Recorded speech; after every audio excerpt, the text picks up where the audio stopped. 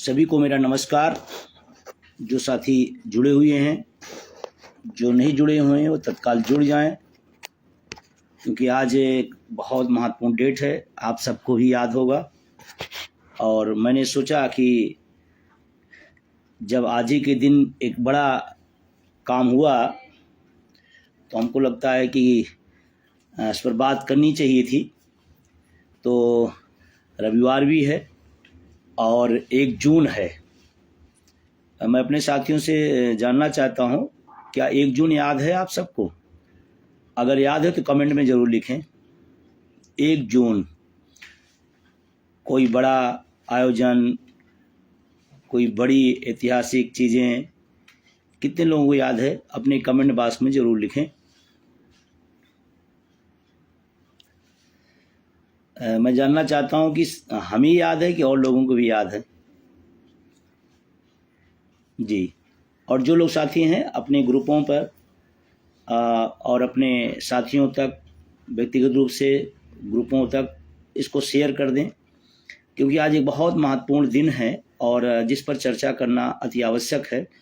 और मैं अपने साथियों से ज़रूर करूँ कि अपने कमेंट बॉक्स में जो आज हुआ था उसको ज़रूर लिखें, जैसे और सारे लोग जो जुड़ रहे हैं उनको पता चले कि आज हम लाइव क्यों आए हैं, किस पर बात करनी है और कितनी महत्वपूर्ण है, इन्हीं सब चीज़ों पर।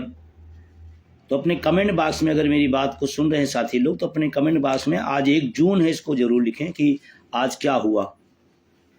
कुछ साथी बिल्कुल सही जगह है और पकड़ लिए हैं कि हाँ बिल्कुल सही, रथ यात्रा बिल्कुल सही।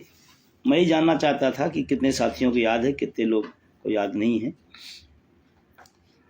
आज ही के दिन रथ यात्रा हुई थी। कहाँ से कहाँ तक हुई थी? कोई साथी बता पाएगा? ये यात्रा कहाँ से कहाँ तक हुई थी?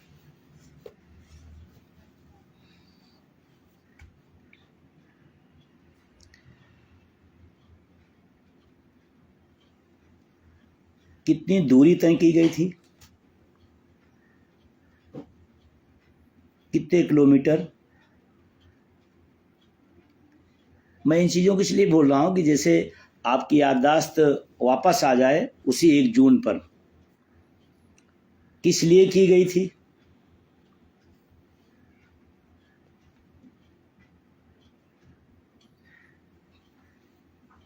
कोई साथी बताएगा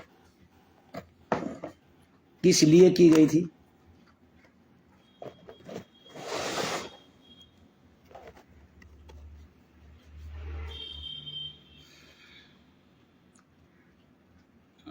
विक्रमादित्य मौर्य भी जुड़े हुए हैं, जो हमारे प्रदेश के कोषाध्यक्ष जी हैं। अभी उनके पिताजी की स्वर्गवास हो गया था, लेकिन उसके बाद भी समर्पण देखिए कि कोई भी गतिविधियों में संगठन के वो पीछे नहीं रहते हैं। मैं अपने ऐसे साथी को सैल्यूट करता हूं। बहुत सारे समर्पित साथी हैं जिनके दम पर ये पूरा आंदोलन चल रहा है। और अशोक जी हैं मध्य प्रदेश से। अपने अपने ग्रुपों में ज़रूर शेयर कर दीजिए, लाइव को ही शेयर कर दीजिए, और जिससे हम बात शुरू कर सकें, क्योंकि आज 1-2 विषयों पर महत्वपूर्ण बात करना है आपसे। तो अपने शेयर करें और फेसबुक पर आप फॉलो ज़रूर करें, क्योंकि हमारे पास संख्या होते हुए भी हम उसका उपयोग नहीं कर पा रहे हैं। शायद हम मीडिया को जितनी आलोचना करते हैं, अगर उतनी सक्रियता से हम सोशल मीडिया के अपने संगठन, अपने नेतृत्व और तमाम सारे साथियों के सहयोगियों का अगर हम सब्सक्राइब करना शुरू कर दें, फॉलो करना शुरू कर दें, शेयर करना शुरू कर दें, तो शायद हम जिसकी आलोचना करते हैं उसकी ज़रूरत ही ना पड़े हमको। तो निश्चित रूप से आप सभी से मेरा उम्मीद है कि आप सब इसको और फेसबुक को फॉलो ज़रूर करें, जिससे जब भी कोई बात आज तक पहुँचे ज़रूर, क्योंकि आज के ज़माने की सबसे मारक क्षमता का अगर कोई मिसाइल है तो सोशल मीडिया है। हाँ, ये सच है कि उसका बहुत दुरुपयोग भी हो रहा है, उस पर हम सब बुद्धिजीवी लोग हैं, सोचना चाहिए। सोशल मीडिया हमारे किसी सूचना के आदान प्रदान के लिए है और रण क्षेत्र का मैदान नहीं है।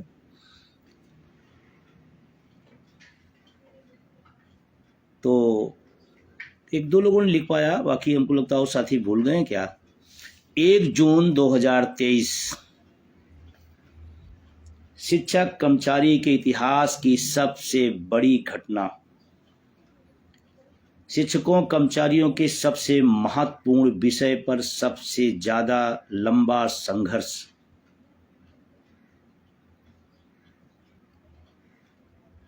शिक्षकों कर्मचारियों और नौजवानों बेरोजगारों के लिए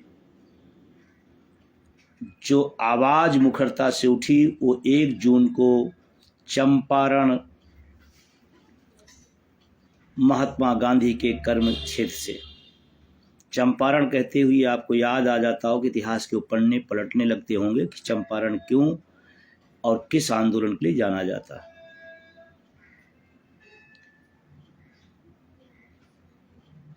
मीडिया के साथी ने लिखा कि हमारे आंदोलन ने दिखाती, सच है, लेकिन आपके हाथ में एक मीडिया है, वो बहुत बड़ी ताकत है, उसका इस्तेमाल अगर हम सब कर लें तो बहुत बड़ी बात होगी। तो मैं आता हूं, अपनी बात शुरू करता हूं, काफ़ी टाइम हो गया। 1 जून 2023 को चंपारण बिहार की महात्मा गांधी हम सबके पूजनीय राष्ट्रपिता इस देश के, वहाँ उनकी कर्मभूमि से हम सब ने एक यात्रा शुरू की थी, एनपीएस निजीकरण भारत छोड़ो यात्रा। 18,000 किलोमीटर, 18,000 किलोमीटर, 18 नहीं 18,000 किलोमीटर, लगातार 33 दिन, 3 घंटे नहीं। लोग सोचते हैं अटेवा एनएमओपीएस यूं ही हो गया है मजबूत, अरे उसके पीछे हमारे साथियों ने कुर्बानियां दी हैं, पसीने बहाए हैं।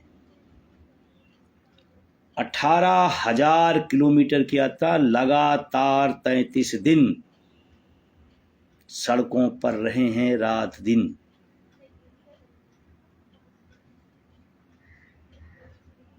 और जब भी इस यात्रा की चर्चा आती है, जेहन में बात आती है, तो उम्मीद की एक किरण दिखना शुरू होती है। जब देश में चारों तरफ अंधेरा था, बोलने वाले कम हो गए हैं, सवाल उठाने वाले लोग डर गए हैं, उस दौर में सड़कों पर अटेवा एनएमओपीएस उनके सहयोगी साथियों ने वो कारनामा कर दिखाया जो इस दौर में बहुत अकाल्पनिक है, कल्पना से परे है। लखनऊ से हम लोग निकले 30 तारीख को। इधर उत्तर प्रदेश का जो पूर्वांचल का क्षेत्र है, वहाँ यात्रा शेड्यूल में नहीं थी, क्योंकि यात्रा चंपारण से शुरू होनी थी। लेकिन मैं अपने साथियों को, चाहे वो बाराबंकी हो, चाहे वो फैजाबाद हो, चाहे वो आपका बस्ती हो, गोंडा हो, आपका संत कबीर नगर हो, गोरखपुर हो या कुशीनगर हो, ये पूरा का पूरा जो पश्चिमी था, यात्रा शुरू करने के लिए जा रहे थे, लेकिन सैलाब ऐसे सड़कों पर उतरा जैसे लगता है यात्रा यहीं से शुरू हो रही है। मुझे फख्र है अपने साथियों पर, अपने आंदोलन पर, अपने बैनर पर। हम आलोचक नहीं हैं, हम संगठनों की दिन रात आलोचना नहीं करते रहते हैं, हम किसी व्यक्ति को लेकर दुराग्रह नहीं रखते हैं, हम काम करते हैं, हम विजन रखते हैं, हम रोड मैप तैयार करते हैं सब लोग मिलकर के, और उस पर संघर्ष करते हैं। किसी के नाम लेकर आलोचना करने से प्रसिद्धि मिले तो फिर दूसरा काम ही ना हो। गोरखपुर से जैसे ही हम लोग बिहार के बॉर्डर पहुंचे, हमारे बिहार के शशि भूषण जी, वरुण पांडे जी और उनकी पूरी बिहार की टीम वहां पर स्वागत की, और उसके बाद रात विश्राम हुआ। फिर हम लोग चंपारण से 1 जून को यात्रा शुरू किए। आज मैं इसीलिए अचानक, मैं जनरली रात में आता था, लेकिन आज अचानक मैं इसीलिए आया कि वो क्षण हो रहा है, यही लगभग टाइम था जब हम उस एक महान और ऐतिहासिक यात्रा को शुरू कर रहे थे। डॉक्टर कमल उसरी साहब और तमाम वहाँ लोकल रेलवे के साथियों ने बहुत जबरदस्त सहयोग किया। मैं रेल विभाग के अपने साथियों को धन्यवाद देता हूँ। और जब उस जगह पर मैं गया, गांधी जी की उस प्रतिमा को देखा तो एक पीड़ा भी हुई है, टीस भी हुई, जिसने भारत को ही नहीं पूरी दुनिया को दिशा दिया है। उस आश्रम की हालत देख करके दुख हुआ, पीड़ा हुआ। देश का राष्ट्रपति का हम लोग, राष्ट्रपिता का हम लोग सम्मान देते हैं, और राष्ट्रपिता जहाँ से आंदोलन के अपने जीवन की शुरुआत करते हैं, उनका खस्ता हाल देखकर तकलीफ हुई। तो मैं उस समय भी ये बात अपने भाषणों में कहा था, हमने तमाम बड़ी बड़ी चीज़ें बना डाली हैं, लेकिन क्रांतिकारियों पर जो हमारे देश के लिए मर मिटने का काम किया, उस पर इतनी कंजूसी क्यों? अरे जब दुनिया के लोग आते हैं, उस संघा को देखते हैं, तो उनको देख के फख्र होना चाहिए। और ये अच्छी बात है, किसी ने समाज के लिए, देश के लिए कुर्बानी दी है, उसका स्मारक, उसके स्मृति, उसकी स्टैचू होनी चाहिए, क्योंकि उन्होंने तो, हमने स्टैचू खड़ी की है, उन्होंने अपनी जान दी है।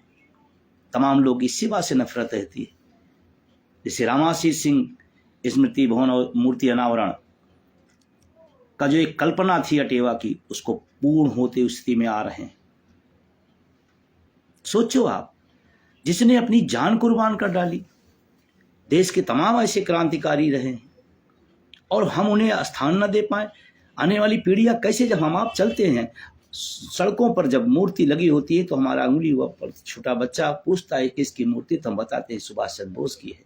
तो कहते हैं ये कौन है, तो हम उसको इतिहास बताते हैं उसी बहाने। हम पूछते हैं भगत सिंह हैं, तो हम बताते हैं हाँ भगत सिंह हैं, इन्होंने आज़ादी में इंकलाब लाने का काम किया। उस महात्मा गांधी की प्रेरणा स्थल को सरकारों ने नजरअंदाज किया, और वहाँ से यात्रा शुरू हुई, और हम सब ने मिल करके एक बड़ी उम्मीद के साथ कि हम लोग अपनी बात को पब्लिक के बीच में, देखिए अटेवा की रणनीति, एनएमओपीएस की रणनीति को सबके समझने की बस की बात नहीं है।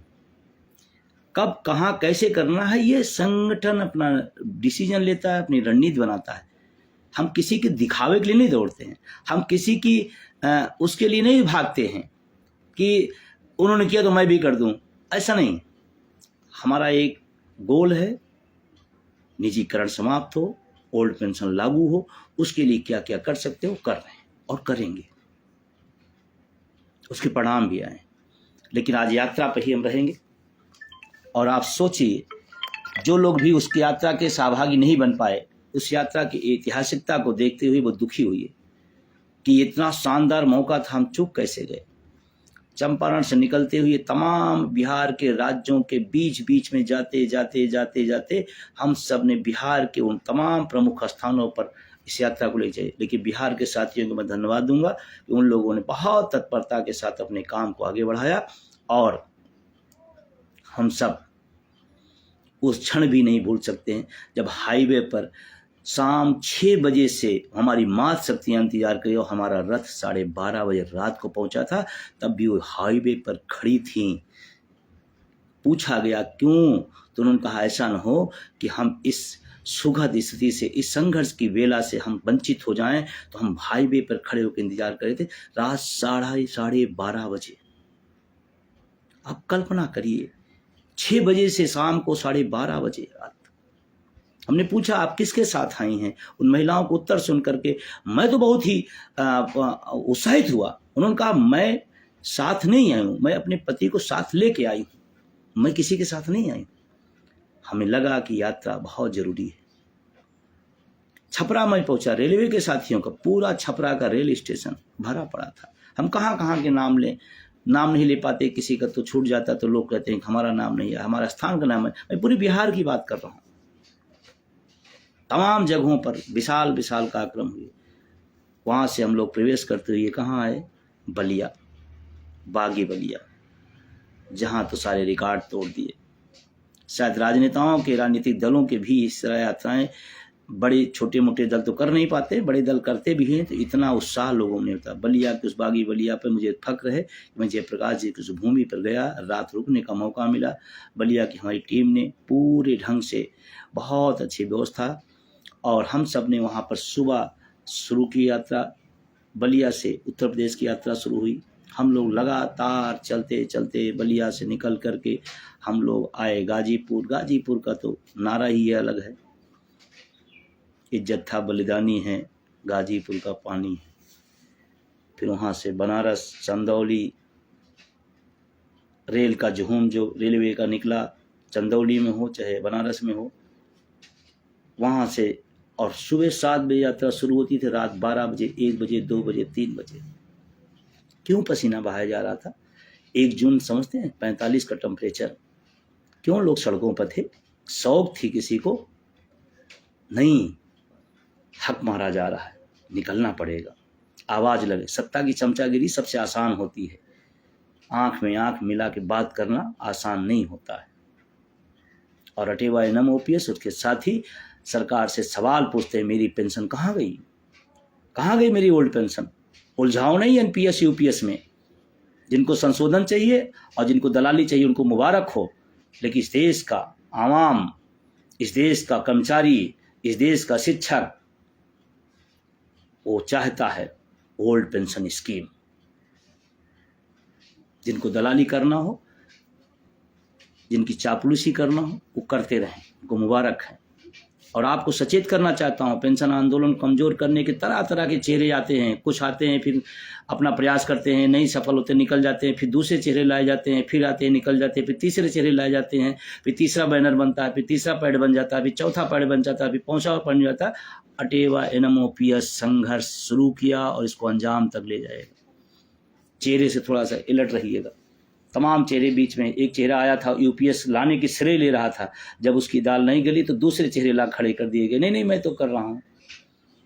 उस यात्रा में, ऐतिहासिकता में, उस 45 के टेम्परेचर में आसान नहीं है सड़कों पर चलना,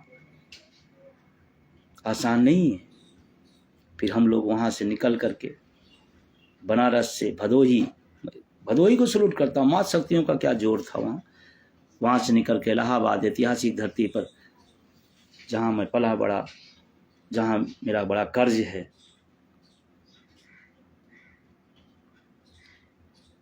अटेवा इलाहाबाद प्रयागराज की टीम ने गजब का काम किया और कंपनी बाग के उस आज़ाद अपफ्रंट पार्क में जो सैलाब उमड़ा था वाकई देखने लायक था। मैं उसी गली गली के चप्पे चप्पे से परिचित हूँ कि वहीं पला हूँ, वहीं बड़ा हूँ। लेकिन जब मैं अपफ्रंट पार्क में गया, उस आज़ादी के दीवाने मस्ताने चंद्रशेखर आज़ाद के, और जो सैलाब था देखने लायक था। फिर वहाँ से सुबह यात्रा सुबह 7 बजे शुरू होती थी।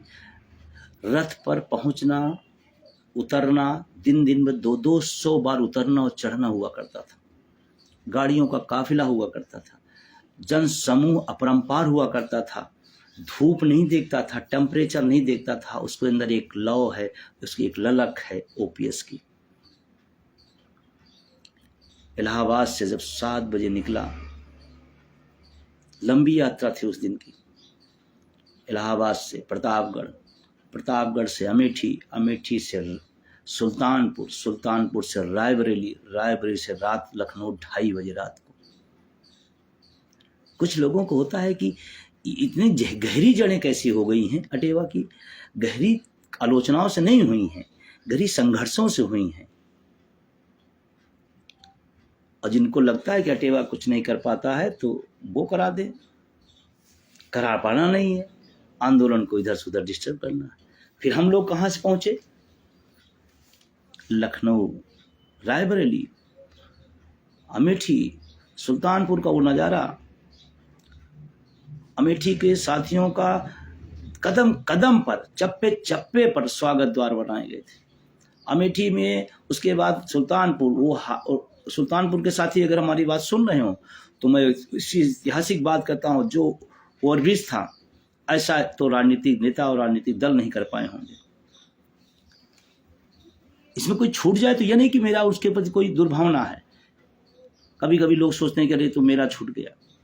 वहाँ से निकल करके फिर सुल्तानपुर से निकला, फिर पहुँचा आपका रायबरेली रात के 12:30 बजे। कभी सुना है किसी शिक्षक कर्मचारी संगठन रात की 12 बजे कोई सभा कर रहा होगा? राजनीतिक दल की औकात नहीं कर पाने की कर्मचारी और शिक्षक संगठनों की बात ही छोड़ दीजिए आप। और इस पूरी यात्रा में सफाई कर्मचारियों ने, हमें रामेन श्रीवास्तव और उनकी पूरी टीम ने जिस तरह का समर्पण दिखाया है, कम वेतन भोगी होते हुए भी सबसे बड़ा जज्बा उन लोगों ने दिखाया।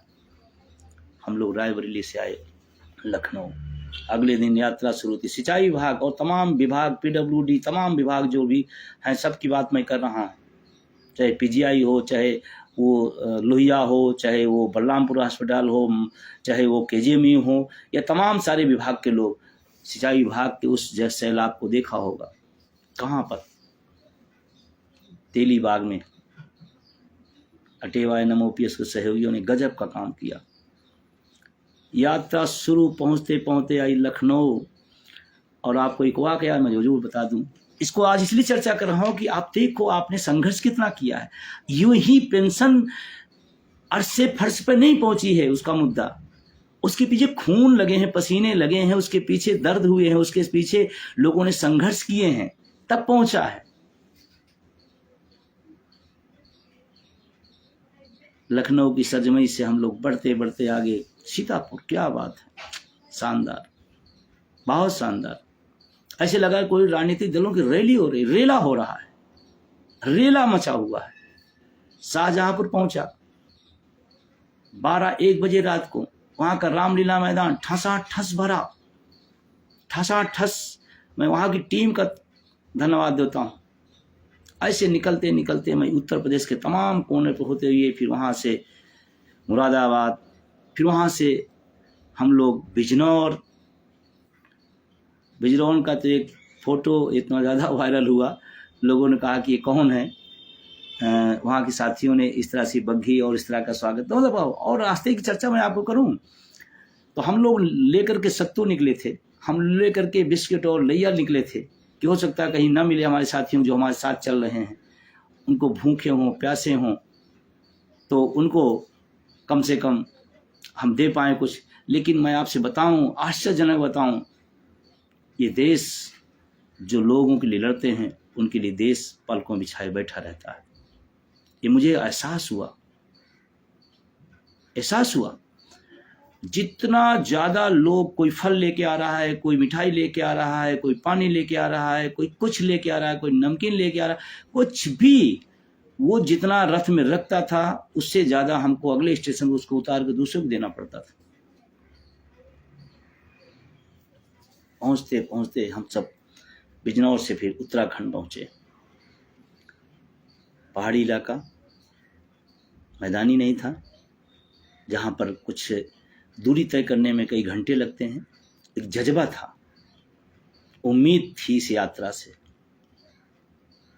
वहाँ के हमारे NMOPS उत्तराखंड के साथियों ने बहुत ही लाजवाब अपने कार्य किया। उत्तराखंड की उन गलियों पर घूमते हुए,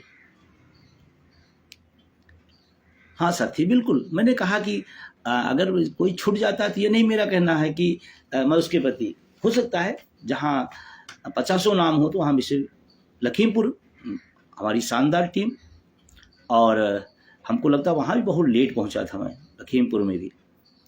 और वो लखीमपुर से बहुत टूरिस्ट क्षेत्र था जहाँ पर रोड बना हुआ था, जहाँ से लखीमपुर का बहुत टच नहीं होता, उस रोड पर बेचारे आए हो बहुत।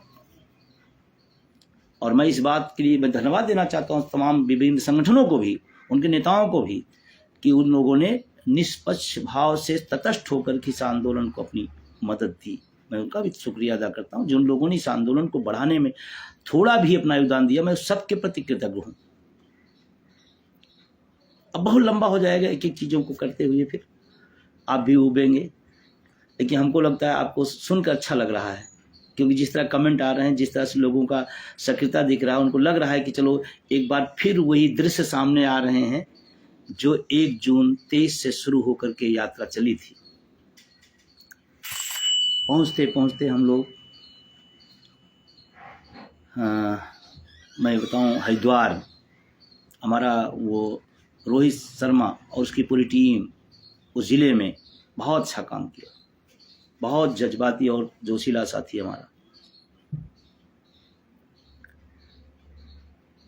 और एक, अब मेमोरी में याद नहीं आ रहा है, एक उत्तराखंड का कोई एक छोटा सा ब्लॉक था, जब हम लोग निकल करके सहारनपुर तरफ जहाँ से एंट्री कर रहे थे, वो नाम को स्पेशली याद नहीं आ रहा मुझे, वहाँ तो वो ब्लॉक था, लेकिन ऐसा लग रहा था कि वही कोई मंडल का प्रोग्राम हो। गजब का, वो गाड़ियाँ, वो लोग, वो सैलाब, मतलब अद्भुत था, अद्भुत था। जो भी छूटे उनको प्रति ये न रखें कि हमने छोड़ा। हमारा बस इतने था कि आपको फिर से हम याद दिला दें कुछ भूले बिसरी जो हम लोगों ने संघर्ष किए हैं, उनको नए लोगों को भी पता चले जो लोग उस समय नहीं रहे होंगे। और उसमें जब गीत बजता था धर्मेंद्र गोयन जी और सुमन कुरेल जी का, वाह, पूरा मजा ला देता था, पूरा धूम मचाता था, एक्साइटमेंट पैदा कर देता था। बहुत बड़ी। हम लोग वहाँ से फिर सहारनपुर, फिर मुजफ्फरनगर, वो बड़ा शानदार रैली, पूरा रैली हो गई मुजफ्फरनगर में। तो पीतवर्धन जी और उनकी टीम, गजब, कमाल कमाल का।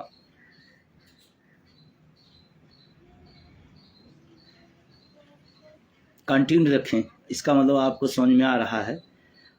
और कुछ लोग करें छुट्टियों में भी यात्रा होगी। हाँ, एक यात्रा करेंगे, अभी जल्दी ही करेंगे, क्योंकि अब हमको लगता है हम सब हर उपाय किए हैं। मतदाताओं को भी जागरूक करना जरूरी है, और पढ़े लिखे मतदाताओं को सबसे ज़्यादा अपने लक्ष्य पे आना होगा। जातियों, पार्टियों, रंगों, भेदों में उभर करके बुद्धिजीवी समाज को अगुवाई करना होगा। बुद्धिजीवी समाज को आगे आना पड़ेगा। जब सत्ता तानाशाह हो जाए और विपक्ष लोगों के मुद्दों को उठाने में नाकाम हो जाए, तो बुद्धिजीवियों की सबसे ज़्यादा जरूरत पड़ती है। ये बात मैं टंके के चोट पे कह रहा हूँ। इसलिए बुद्धिजीवी समाज, आप सबसे मेरा निवेदन है, और हथियार वोट का बहुत बड़ा है, जो बाबा साहब भीमराव अम्बेडकर साहब ने एक बड़ी ताकत दे गई है। कब इस्तेमाल करेंगे? कभी कोई लोग कहते हैं नहीं नहीं नहीं, वो तो पढ़े लिखे को राजनीति से क्या ले। बिल्कुल, मैं आपसे साथ कहता हूँ, मैं इस बात को कहता हूँ, कोई व्यक्ति गैर राजनीतिक हो ही नहीं सकता। जो वोटर हो गैर राजनीतिक हो ही नहीं सकता। वोटर, इसका मतलब गैर राजनीतिक कैसे हो सकता है? और जो कहते हैं गैर राजनीतिक, वो सबसे ज्यादा राजनीतिक होते हैं। और मैं तो इतना ही कहता हूं कि आपके पास वोट का अधिकार है, तो उसका इस्तेमाल करिए, और सबसे पहले अगुवाई करिए। वोट की ताकत खुद जानिए और लोगों को पहचानिए, और इस आंदोलन को एक नई मुकाम, एक नई दिशा की तरफ चलिए। फिर कहते ये तो नहीं था प्रे प्लान में। हाँ भाई, सही है, मैं कह रहा हूं नहीं, सही है। मैच जीतने के लिए जो रणनीति बनानी होगी वो सब बनाई जाएगी। परिस्थितियों के अनुसार रणनीतियां बदलनी पड़ती है, तभी आप सफल होंगे। किसी क्रिकेट के मैच में आपने सुना कि कप्तान का मैं फास्ट बॉलर लेकर उतरूंगा और मैं मैच जीतूंगा। फास्ट बॉलर नहीं चल रहा है तो स्पिन नहीं चलाएगा, वो मीडियम प्रेशर नहीं चलाएगा। नहीं, आप तो कहते फास्ट बॉलर लेकर उतरेंगे। अरे भाई, मैच जीतना है, ओपीएस लाना है, ये रास्ता, वो रास्ता, ऐसे रास्ता, कोई भी रास्ता, हर रास्ते अपनाए जाएंगे उस लक्ष्य तक जाने के लिए। अच्छा लगे तो, बुरा लगे तो, मुझे बुरे लोगों से, आलोचक से हमें बहुत ज्यादा चिंता नहीं होती है, क्योंकि वो चाहे आप जो करोगे, आलोचना उनके हाथ में है, उनकी विवेकशीलता है। लेकिन जो हमारे चाहने वाले हैं, जो अटेवा के हैं, जो एनएमओपीएस के हैं, जो मेरे सहयोगी हैं, उनकी एक एक बात मेरे लिए महत्वपूर्ण है। फिर हम लोग निकल करके उधर से तमाम जिलों से घूमते घूमते मुजफ्फरनगर से फिर हम लोग आए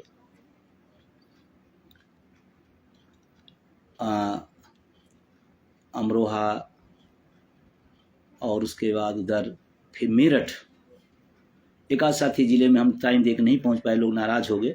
इसमें ध्यान रखा करिए, आप इतनी जल्दी संगठनों से, आंदोलनों से नाराज होने लगे तो आपका लक्ष्य नहीं मिलेगा। आपको काम भी करना होगा, धैर्य भी रखना पड़ेगा। अगर आपके धैर्य नहीं तो आपका काम भी बेकार है। मेरठ में एक घटना मैं जरूर याद दिलाऊंगा।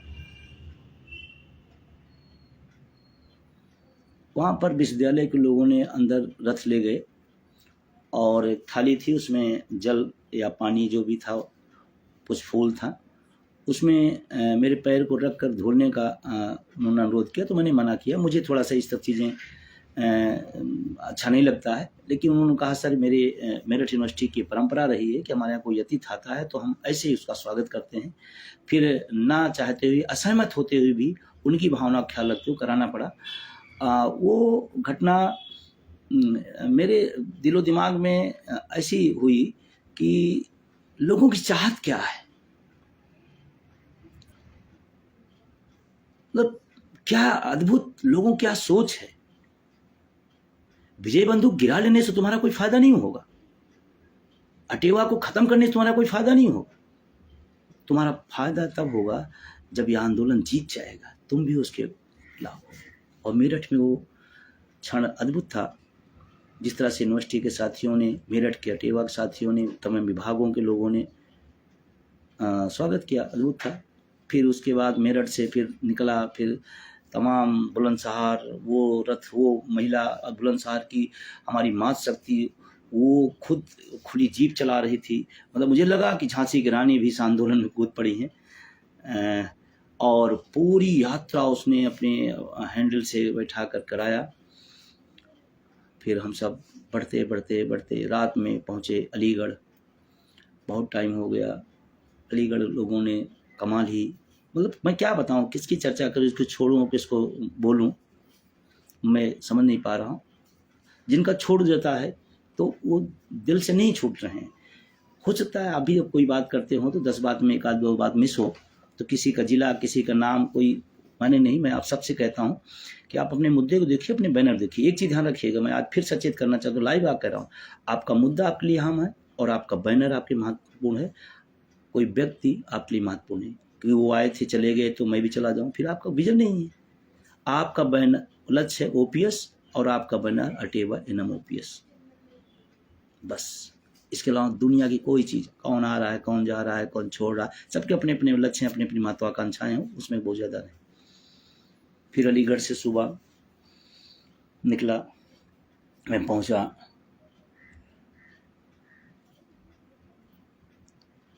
एक हाथरस जिला, बेसब्री से इंतजार कर रहा था। महापुरुषों को तमाम नमन करते हुए वहाँ से हाथरस होते हुए फिर हम लोग पहुँचे फिरोजाबाद, आगरा। फिरोजाबाद की तो सड़कों का सैलाब आज भी दृश्य में से ओझल नहीं होता। आगरा का वो पेठा नगरी वास्तव में मिठास दिया। और मैं इन नामों को लेकर के चर्चा करने नहीं आया, हो जा रहे हैं प्रसंग, बस ठीक है, नहीं जिनके हो रहे हैं उनको दुख नहीं होना है। मैं आज जो बात कहने आ रहा हूँ उस बात को मतलब बताना चाहता हूँ, जिसको मैं आपको समझाना चाहता हूँ। फिर हम लोग, वो भी लंबी यात्रा थी, अलीगढ़ से लेकर कानपुर देहात तक। मतलब सोचो, अलीगढ़ से निकले हाथरस, हाथरस से फिर फिरोजाबाद, फिर आपका आगरा, आगरा से फिर हम लोग पहुँचे औरैया। औरैया रात में, रात हो गई थी। छोटा जिला है लेकिन कमाल का हमारा नेतृत्व और वहाँ की टीम है। उसके बाद फिर कानपुर देहात, इन तमाम जिलों से गुजरते हुए जो उसका अनुभव है, मैं आपसे कहना चाहता हूँ, वो अनुभव अमिट है, अविस्मरणीय है। और लोगों को जो समर्पण, मातृशक्तियों को जो समर्पण, रथ को छूने का, रथ में पहुंचने का जो लोगों का एक भाव, एक प्रेरणा देता था, एक उत्साह पैदा करता था कि कोई तो है जो मेरी बात उठा रहा है, कोई तो है जो मेरी आवाज़ लगा रहा है, कोई तो है जो मेरे मुद्दों के लिए दिन रात मेहनत कर रहा है। सच, ये देश बहुत प्यार देता है। 2:30 बजे कानपुर देहात में आया था। मैनपुरी भूल गया वो, वहीं से हमारा परिवार भी शामिल हुआ था मैनपुरी से। और फिर कानपुर देहात तक आए। सुबह फिर 2:30 बजे पहुंचा, 3:30 बजे खाना खाया, सुबह 7 बजे फिर वो कानपुर देहात तो भी अद्भुत है ही है, सब कुछ कहने नहीं। औरैया में जालौन के भी साथी थे, निश्चित रूप से। जालौन हमारा इस समय पहले कमजोर था, अब अच्छा हो गया और अभी और उम्मीद करता हूँ अच्छा होने को। कानपुर से गाड़ियों का काफिला, अब बहुत दिन बीत गई है लेकिन आज मैं चर्चा कर देना चाहते, घटना घटी थी कानपुर देहात से और कानपुर शहर आने में। मेरा रथ निकला जब, तो एक दरोगा जी आए और मुझे सलूट किया, कहा थैंक यू सर, धन्यवाद, जय हिंद। मैं तो सर वर्दी में हूँ, तो मैं यात्रा में सुरक्षा दे सकता हूँ लेकिन आपका सहभागी नहीं बन सकता हूँ। वर्दी का है, कानून है, नियम है। मैंने कहा ठीक है, अच्छी बात है, आप जो कर सकते हो वो करिए। उनका मैं भी कर सकता हूँ। घटना बीत गई है, अब उसका कोई सरकारी और प्रशासनिक न करे। उन्होंने कहा मैं भी कुछ कर सकता हूँ, और उन्होंने बहुत कुछ किया। तमाम गाड़ियाँ थी, तमाम टोल प्लाजा थे। उन्होंने कहा इसी तरह मेरा योगदान है, और गाड़ियाँ हमारी निकलती चली आईं। अद्भुत है यात्रा, अद्भुत है आंदोलन। कौन किस रूप में कहाँ पर खड़ा दिखाई पड़ेगा।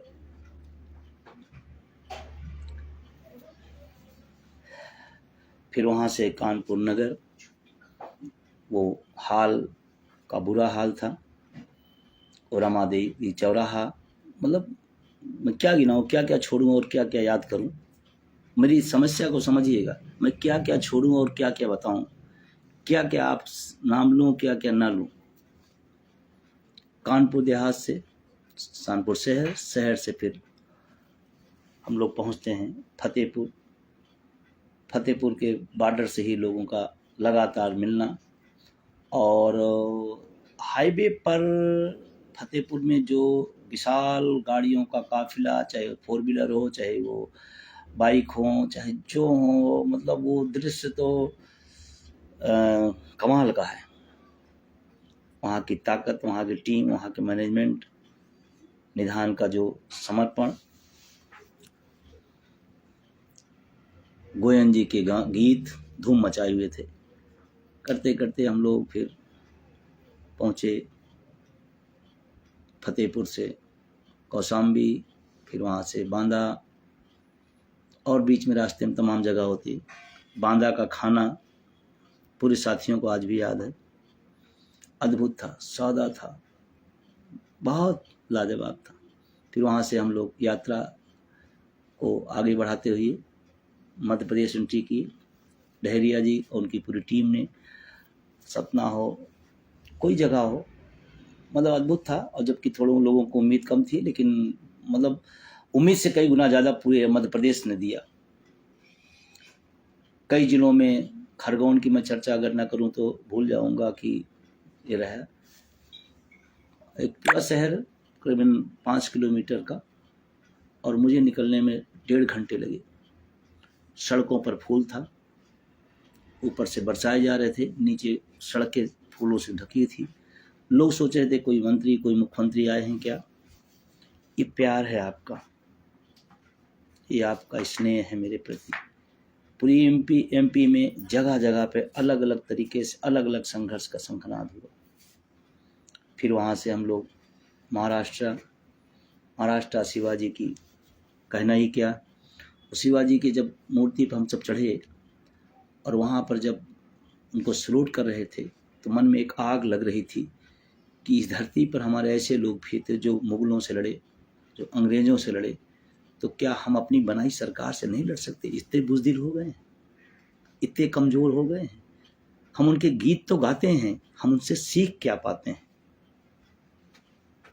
सीखे कुछ, जो अंग्रेज़ों से जिसके पूर्वज लड़ सकते हैं, मुगलों से पूर्वज उनके लड़ सकते हैं, तो बनाई अपने हाथ बनाई सरकार से हम क्यों नहीं बन सकते।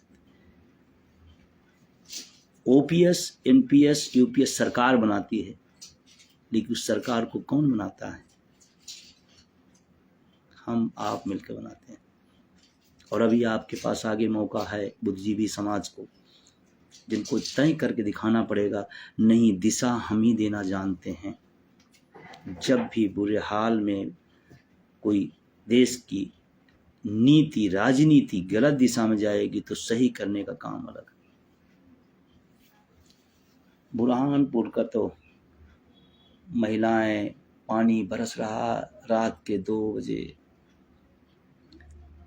हमने कहा कार्यक्रम कैंसिल कर दीजिए। लोग कहे नहीं सर, अगर कोई व्यक्ति हमारे लिए दिन रात चल सकता है, तो एक रात हम क्यों नहीं खड़े हो सकते हैं।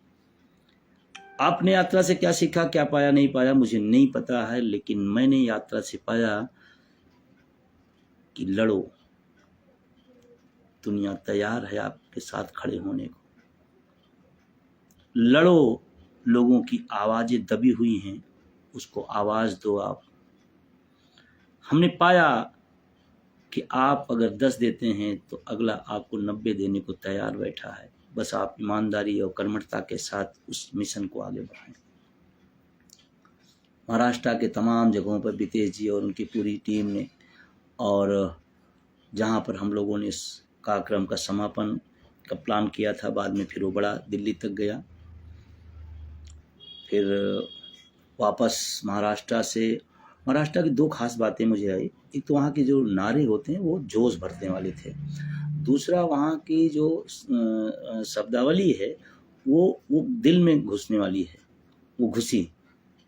जूनी, हम सब महाराष्ट्र से जाने जूनी मतलब पुरानी, मतलब जूनी। वापस फिर मध्य प्रदेश से घुसते हुए दिल्ली में उस शहीद स्मारक की जगह पर हम सब लोगों ने इस यात्रा का समापन किया।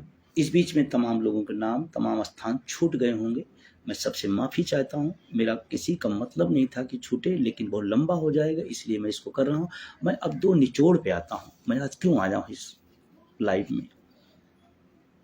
मैं इस बात पे आया हूँ कि संघर्ष से ही सफलता मिलती है, और आलोचनाओं के दौर में भी आप अपने संघर्ष को, अपनी दिशा को सही लाइन लेंथ में लेते जाइए। आलोचक मेरे क्या, भगवान राम के, कृष्ण के, ईसा मसीह के, किसके नहीं रहे। उनका काम ही है, वो हर दौर में भेजे इसलिए जाते हैं कि कुछ लोग अच्छा काम करेंगे, कुछ लोग महान आंदोलन चलाएंगे, कुछ लोग उसको बैठ के आलोचना करते रहेंगे। उनकी बहुत मतलब नहीं है। इस यात्रा ने इस देश को जिस बात के लिए सबसे ज़्यादा याद किया जाएगा, आज निजीकरण भयावह स्थिति में है, भयावह स्थिति में। लेकिन पिछले 6-7 साल पहले कोई नाम लेवा नहीं था, तब अटेवा NMOPS ने इस निजीकरण को एजेंडे में शामिल किया और बताया OPS की हमारी लड़ाई महत्वपूर्ण है, लेकिन अगर विभागों का, पदों का निजीकरण हो जाएगा तो OPS की लड़ाई अपने आप कम हो जाएगी। और सरकार, वर्तमान सरकार, मैं कहना चाहता हूं, ये विभागों को, पदों को खत्म करना चाहती हैं। NPS UPS की बात करने वाला कोई न रह जाए। अभी सिंचाई विभाग का 35,000 पद, बिजली विभाग का संघर्ष चल रहा, देख रहे हैं। मंत्री कह रहा है कि निजीकरण होकर रहेगा, तो भी तुम मंत्री क्यों बने हो भाई? तुम भी किसी कंपनी में CEO बनो जा करके। क्यों? इस यात्रा को मैं इसलिए मानता हूं कि जिस चीज को दुनिया या भारत नहीं समझ पाया, उस चीज को हमारे साथियों ने समझा और उसके दर्द को बताना शुरू किया कि ये है निजीकरण। 5-6 साल पहले कोई नाम नहीं लेता था, ऐसे 10 साल 12 साल पहले OPS का कोई नाम नहीं लेता था। हम लोग ने OPS को टारगेट पे लिया और हम लोग आज इस मुद्दे को जिंदा करके राष्ट्रीय फलक पर लाने का काम किया। वो सिर्फ और सिर्फ अटेवा NMOPS के सहयोगियों ने किया, इसके अलावा कोई नहीं। मैं कह रहा हूं इस बात को, दावे के साथ कह रहा हूं। अलग अलग चेहरे, अलग अलग पैड बनाकर लोगों ने आंदोलन कमजोर करने की कोशिश किया, लेकिन जनता समझती है कि लड़ाई कहां असली चल रही है। अटेवा मतलब OPS, NMOPS मतलब संघर्ष का।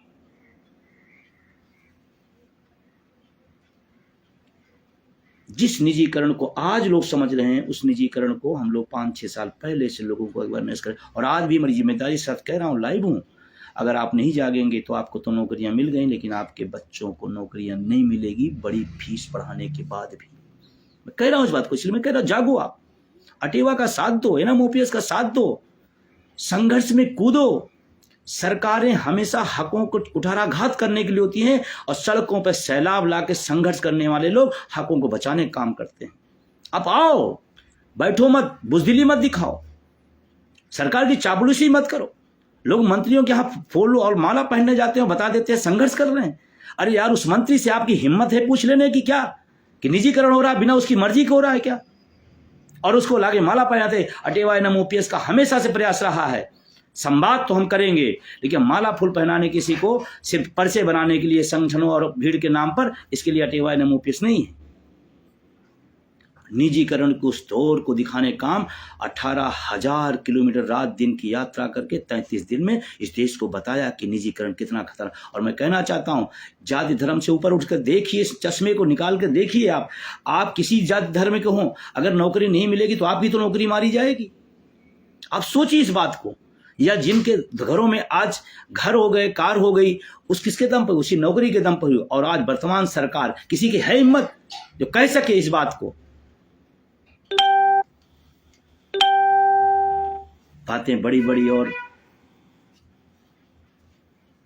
है हिम्मत? मैं कह रहा हूं वर्तमान सरकार शिक्षक कर्मचारी विरोधी है हिम्मत किसी ने? यूपीएस का किस संगठन ने, शीर्ष नेतृत्व ने यूपीएस की बुराई की हो? कोई तारीफ कर रहा है, कोई संशोधन की बात कर रहा है और समझा रहा है कि यूपीएस अच्छी है। आप समझ लेना, जो यूपीएस में संशोधन की बात करे और तारीफदारी की बात करे, समझ लेना सरकार का एजेंट है वो। समझ लेना वो सरकार का कालिंदा है, कहीं न कहीं से वो आपके आंदोलन को दिग्भ्रमित करना चाहता है। इस बात को मैं दावे के साथ कह रहा हूं।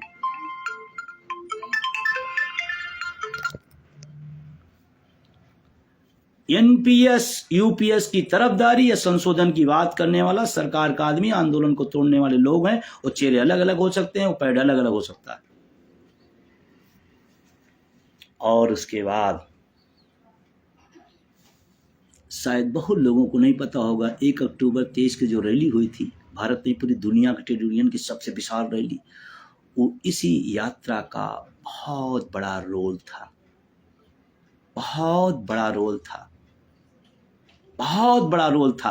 अगर इस यात्रा न हुई होती तो ऐतिहासिक 1 अक्टूबर जो झलक आपने देखा वो न हुआ होता है। इसी यात्रा के खून पसीने का नतीजा है। बहुत लोग रहे फिर से यात्रा होनी चाहिए, बिल्कुल होगी। बहुत लोग करें दिल्ली पे फिर चढ़ाई होगी, बिल्कुल होगी। जब तक लक्ष्य नहीं मिले तब तक संघर्ष करने हैं। हम लोग चापलूस लोग नहीं हैं। सवाल गलत होगा तो हम सवाल सरकार से आंख में आंख डाल के पूछेंगे। और जब सरकार और देश अलग अलग होती है, इस बात को समझना पड़ेगा सबको। सरकार की आलोचना देश की आलोचना नहीं होती, इतनी तो समझदारी होनी चाहिए। और जब देश की बात आती है, 1 मई को विशाल प्रदर्शन जो दिल्ली में होना, हमने इसको कैंसिल किया, क्योंकि जितना देशभक्त चिल्लाने वाले हैं उसका 10 गुना हम भी देशभक्त हैं। हम सब लोग देशभक्त हैं। एक तब जब देश का संकट आया तो हमने उसी बड़ी से विशाल यात्रा, जो बड़ी तैयारी थी दिल्ली के एक जंतर मंतर पर, उसको हमने कैंसिल किया देश हित में। लेकिन जब देश की बात आई तो देश के साथ खड़े होंगे। जब सामान्य स्थिति हो तो मुद्दे के साथ खड़े हैं और खड़े रहना चाहिए। देश प्रथम है, लेकिन सब सामान्य स्थिति में हमारा मुद्दा भी प्रथम है। हम देश के लिए अगर खड़े हो सकते हैं तो अपने ओपीएस के लिए भी खड़े हो सकते हैं, बुढ़ापे की लाठी के लिए खड़े हो सकते हैं। निजीकरण के खिलाफ मैं आपसे एक सवाल दागना चाहता हूं, कौन सी ऐसे राष्ट्रवादी सरकार है जो सरकारी संपत्तियों का निजीकरण करे? और अगर वो सरकार, वो मंत्री, वो विभाग, अगर किसी विभाग का, सरकारी संस्थाओं का, सरकारी विभागों का, सरकारी पदों का निजीकरण करता है, वो राष्ट्रवादी हो ही नहीं सकता। क्योंकि जिसको राष्ट्र प्यार है उस सरकारी तंत्र को मजबूत करना चाहता है, वो हो ही नहीं सकता। रेल बिक जाए, भेल बिक जाए, शिक्षा बिक जाए, चिकित्सा बिक जाए, और राष्ट्रवादी, एक राष्ट्रवादी तो कहेगा हमारे देश में शिक्षा की व्यवस्था सरकार की जिम्मेदारी है, परिवहन की व्यवस्था सरकार की जिम्मेदारी है, शिक्षा की व्यवस्था सरकार की जिम्मेदारी, रोजगार देना सरकार की जिम्मेदारी है।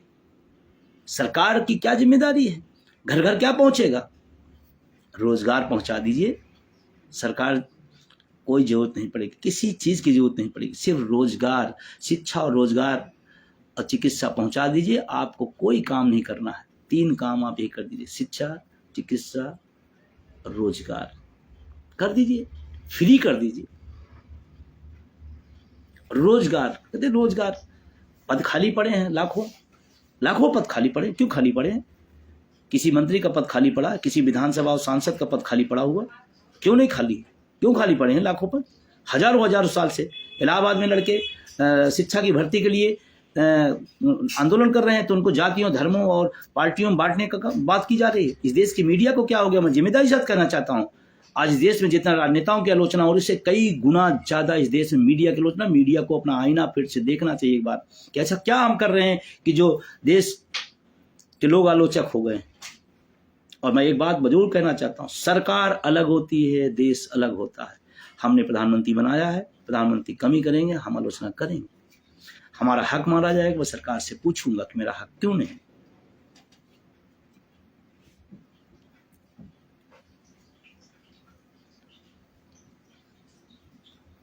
और मैं तो कहता हूं आज 1 जून है, इस यात्रा को भी यादगार बनाने के लिए, और 5 जून को पर्यावरण दिवस है। मैं तमाम अपने संगठनों के साथियों से इसकी बातचीत हम नहीं कर पाया, लेकिन क्योंकि हमको लगता है कि अभी अचानक मुझे याद आया, अगर सहमत हो, कोई बात नहीं कि लोकतंत्र में सब लोग सहमत हो नहीं सहमत हो, लेकिन 1 तारीख की ऐतिहासिकता को बनाए रख लेंगे और 5 जून को पर्यावरण दिवस है। तो मैं सभी से अपील करना चाहता हूं कि पर्यावरण के लिए भी हम लोग काम करेंगे, क्योंकि हमारी पृथ्वी हरी भरी रहेगी तो अच्छा रहेगा। तो मेरा ये आग्रह है कि अगर हो सके 1 वृक्ष पेंशन के नाम पर 5 जून को हम सब लोग अपने अपने घरों में, अपने अपने जहाँ भी जगह आपके पास हो, 1 वृक्ष पेंशन के नाम पर 5 जून को पर्यावरण के लिए, पर्यावरण की बेहतरी के लिए, अपने जीवन की बेहतरी के लिए हम सब लगा सकते हैं। लगाएं, लगाना चाहिए, क्योंकि अगर 10 पेड़ की फूल पत्ती और फल लेने के हम हकदार हो सकते हैं, तो 10 पौधे हम लगाने के भी हकदार हो सकते हैं। तो 5 जून को हम सब 1 वृक्ष पेंशन के नाम, ये मेरा आग्रह है। इन्हीं की तमाम संगठन साथी सोचें कोई बातचीत नहीं हुई थी, कैसे हो गया, लेकिन मैं आग्रह कर रहा हूँ पर्यावरण के लिए अगर हम कर सकते हैं तो करें। हम बात भी कर लेंगे साथियों से, अगर हो सकेगा तो और अच्छी बात है।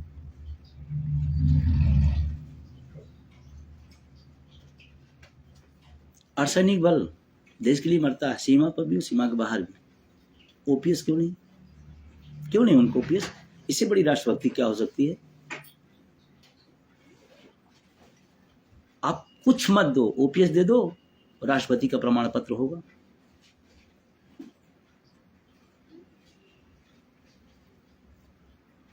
और मैं अब ज़्यादा, क्योंकि बहुत लंबा हो गया है तो बहुत लंबी बातचीत है, लेकिन मैंने सोचा आज इस यात्रा को हम लोग फिर से याद करें और उस संघर्ष को याद करें, उस चीज़ को याद करें जिसके दम पर इस देश को एक आईना हम लोगों ने निजीकरण की जानकारी दे दे के बताने का काम किया है। और जल्दी ही हम अपनी टीम से बात करके आगे के प्रोग्राम तय करेंगे। हम जल्दी ही आपके सामने प्रयास करेंगे पूरे साल का चार्ट आउट आ जाए। अब बीच में अचानक तय था, लेकिन अब देश पर ऐसे संकट आया जिसके वजह से उसको टालना पड़ा, और उसको सबने स्वागत भी किया। और हमको लगता है सब पढ़े लिखे लोग हैं, उसको समझा उस मसले को। बहुत लोगों की ट्रेनें बुक थी, फ्लाइटें बुक थी, बसें बुक थी, उनको तकलीफ हुई, उसके मेरी क्षमा चाहता हूँ। लेकिन परिस्थितियाँ ऐसी थी जिसमें निर्णय लेना पड़ा। आपने सबने सराहा, आप सबने उसको स्वीकारा, आप सबने उसकी तारीफ की। मैं इसके लिए शुक्रिया अदा करता हूँ। मैं भाग्यशाली नेतृत्व करता हूं कि आप सबके इतना स्नेह प्रेम, तमाम सारे निर्णयों पे आप असहमत हुए भी हमारे साथ खड़े होते हैं।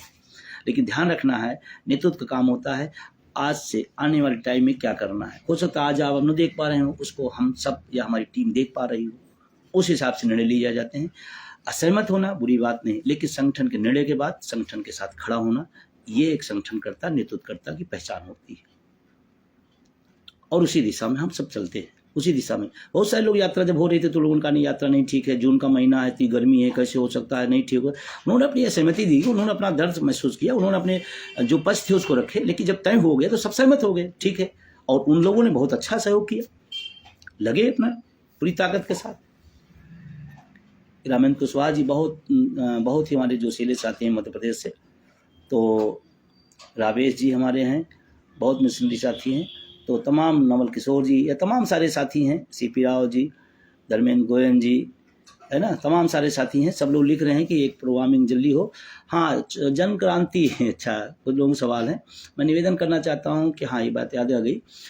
हमारी टीम गोयन ब्रदर्स ने एक अच्छा प्रयास किया, उस दिशा में हम सब उसको लेके बढ़ रहे थे और काफ़ी कुछ मेहनत भी किया गया, कम सीमित संसाधनों में जैसे उसको बढ़ाया गया। और हमारा मकसद क्या होता है कि हम अपने उद्देश्य के लिए विभिन्न तरीके अपनाते हैं, इस तरीके से नहीं, इस तरीके से गीत के माध्यम से, साहित्य के माध्यम से, लेख के माध्यम से, आप डॉक्यूमेंट्री के माध्यम से, कोई माध्यम हो, हम अपने उस लक्ष्य को तरफ जाते हैं। इस पर भी लोगों को अरे सकारात्मक रहना, रचनात्मक होना है तो अच्छी बात है, और अटेवा रचनात्मक है तो तमाम तरीके लाते हैं। लेकिन इसमें बताते हुए दुख हो रहा है, बहुत महत्वपूर्ण चीज़ है, इसको सुनिएगा। इस देश का सेंसर बोर्ड ने उसको मना किया है, लिखित में नहीं दिया कि जिससे हम आगे की किसी कोर्ट में जा सके, मौखिक रूप से। क्या हो रहा है इस देश में? कौन सी ऐसी बात उसमें है जो आप रोक रहे हैं? पेंशन हटा दीजिए, निजीकरण का गाना हटा दीजिए, विजय बंधु को हटा दीजिए, फिर होगा। ये क्या तरीका है? अरे हम अपने पीड़ा को एक माध्यम से समझाने की कोशिश कर रहे हैं, अपने लोगों को जागृत करने की कोशिश कर रहे हैं। और क्या है इसमें, और क्या है, और कौन सी बड़ी बात है? तो वो एक 6 महीने से लगी रही हमारी टीम, उस पर नहीं हो पाया। अब हम लोग उसके दूसरे माध्यमों से विचार कर रहे हैं, क्योंकि बनी तो है, उसको लाना ही है किसी न किसी माध्यम से। और आप सबसे निवेदन है, उसके लगातार शॉर्ट्स जा रहे हैं, ट्रेलर जा रहे हैं, आप उसको खूब सुनिए, सुनाइए, लोगों तक शेयर करिए, सब्सक्राइब करिए, क्योंकि मैंने आपसे कहा कि आपके हाथ में मीडिया है, अगर आप उसकी ताकत लगा देंगे तो मीडिया वाले आपके पास आना शुरू कर देंगे। ये पीछे जो पोस्टर लगा है उसी का है। कुछ लोगों ने कहा क्या क्या करेंगे, ओपीएस के लिए जो करना पड़ेगा वो करेंगे, सब करेंगे, ओपीएस लाएंगे, जैसे भी तैसे भी। अभी और तमाम सारे काम करने हैं, उस पर भी आलोचना होने लगेगी। जो कुछ ना किया हो उस सदनों में चला जाए तो कोई बात नहीं, संघर्ष करने वाला जाएगा, क्यों जाएगा? ये कौन सी बात है भाई? जो कुछ नहीं है, कुछ नहीं करता, न स्नातकों के लिए, न शिक्षकों के लिए, न उनकी समस्याओं के लिए, न कर्मचारियों के लिए, वो चला जाए, उस पर दर्द नहीं है, उस पर पीड़ा नहीं है। लड़ने वाले वो चले जाए तो पीड़ा है। बहुत सारी चीजें होंगी। अच्छा लगता है हमको, कम कम इतने महत्वपूर्ण समय को लगाते हैं हमारे लिए, अच्छी बात है। तो मैं इसके लिए अपील करना हूँ कि आप इसको ज़्यादा ज़्यादा पुरवाइए, पूरे देश के अंदर जाए, और इसको सोशल मीडिया के सब प्लेटफॉर्म करिए, फॉलो करिए, सब्सक्राइब करें, और इसको जनता तक पहुँचाएं। इसका मकसद सिर्फ ये है कि लोगों तक अलग माध्यम से, देखिए, एक बात करना, एक वीडियो के रूप में जाना, उसको आदमी ज़्यादा अच्छा समझता, देखता है। कड़ी मेहनत की गई, कड़ी मेहनत हुई। पिछला गर्मी का छुट्टी मई और जून इसी में चला गया था, तब बड़ी मुश्किल से बन पाई। अब दूसरे प्लेटफॉर्म से हम लोग लाएंगे, और उसकी डेट भी तय हो गई 14 जून। 14 जून को आप उसको देख सकेंगे विजय कुमार बंधु यूट्यूब चैनल पर, और भी माध्यम है, उस पर भी हम लोग प्रयास कर रहे हैं। अगर उस पर आ जाती ठीक है, नहीं तो अपना माध्यम है। और क्यों, जब अपने हाथ में बाजू में अपने दम है तो दूसरे माध्यमों की जरूरत क्या है? ठीक है, सरकार मना कर दी तो हमारे पास भी तो कुछ है, हम उसको करें। इसको आप तमाम प्लेटफार्मों तक पहुंचाइए। ये दुर्भाग्यपूर्ण है लेकिन देश के लिए एक अच्छी स्टोरी, एक अच्छे मुद्दे पर बनी हुई, अच्छे लोगों द्वारा निर्मित एक डॉक्यूमेंट्री है। क्या कैसे पीड़ा एनपीएस में होती है उसका दिखाया गया, दृश्यांकन किया गया। कैसे जब एनपीएस में पैसा 500 पाएगा तो उसकी बहू उसको कैसे घर से बाहर निकालेगी, यही तो बताया गया है। कैसे ओपीएस पाने वाले का सम्मान घर में होगा, और कैसे एनपीएस यूपीएस पाने वालों घर से दुआ होगा, दूसरों छोड़ो अपने नहीं साथ देंगे, यही तो दिखाया गया है, यही तो बताया गया है। तो आप जब भी इसका ट्रेलर में आए, जब भी इसके गाने आए, इसको आप सुनिए, सुनाइए, भेजिए चारों तरफ। एकदम इतना धूम मचा दी सोशल मीडिया पे कि मीडिया वाले खुद पूछे भैया इस पर हम थोड़ा बात करना चाहते हैं। ये भी एक खास मुद्दा था आ जाने का। तो बहुत सारी बातें हैं, लेकिन अब क्योंकि बहुत लंबा होता जाएगा, कार्यक्रमों को लेकर के आपके जल्दी ही आपके सामने एक कार्यक्रम पेश होंगे। टीम हमारी बैठेगी, उस पर चर्चा करके पूरे साल भर का एजेंडा आपको दे दिया जाएगा। अभी बिहार के साथी हमारे जुड़े हुए हैं। मैं बिहार के साथियों को एक बड़ी तैयारी बिहार करिए, क्योंकि बिहार का परिणाम, अब लोग कहते हैं कि जीत हार से क्या होता है। अरे ना करने वाला जीतता जाए तो हाँ कैसे करेगा? बताइए, किसी के पास बुद्धि हो तो। ना करने वाला अगर हाँ जीतता जाएगा तो हाँ कैसे करेगा? 4 नहीं 2 हार जाए तो दूसरे दिन हाँ कह देगा। तो बिहार के साथ ही अपनी सत्ता, क्योंकि बिहार के परिणाम को पूरे देश के इस आंदोलन का भी बहुत कुछ होगा। जिनको राजनीतिक चश्मे से देखना हो तो देखें। जो ओपीएस का विरोधी है, मैं उसका विरोधी हूँ। वो नेता हो, वो दल हो, वो संगठन हो, मुझसे उससे लेना देना नहीं। और उसके बाद दिल्ली की एक है ख्वाहिश, सबकी ख्वाहिश है कि दिल्ली हम लोग करें, और आप सबको जल्दी डेट मिलेगी। पूरे उत्साह के साथ, पूरे उमंग के साथ लगे रहिए। आप सब ने इतना टाइम दिया और इतने मगन होकर सुन रहे हैं, कमेंट कर रहे हैं लगातार, मैं इसके लिए आप सबका तहे दिल शुक्रिया। जिनके नाम, जिनके स्थान, जिनके ज़िले छूट गए होंगे, मैं उन सब का क्षमा चाहते हुए, भावना रहती सबको आ जाए, लेकिन हो नहीं पाता है।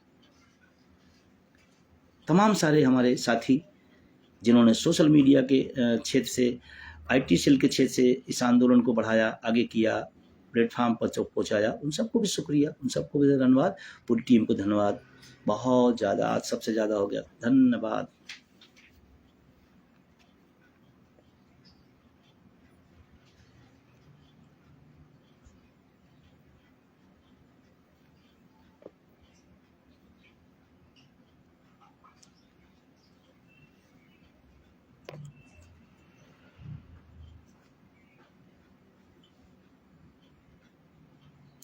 शुक्रिया। साथियों, इसी प्रकार की अपडेट्स और जानकारी के लिए हमारे चैनल से जुड़े रहिए। अगर आपने अभी तक चैनल सब्सक्राइब नहीं किया हो तो प्लीज़ पहले चैनल सब्सक्राइब कर लो और पास में जो बेल आइकन उस ऑल पर सेट कर दे ताकि आपको हमारा नए वीडियो नोटिफिकेशन प्राप्त हो पाए।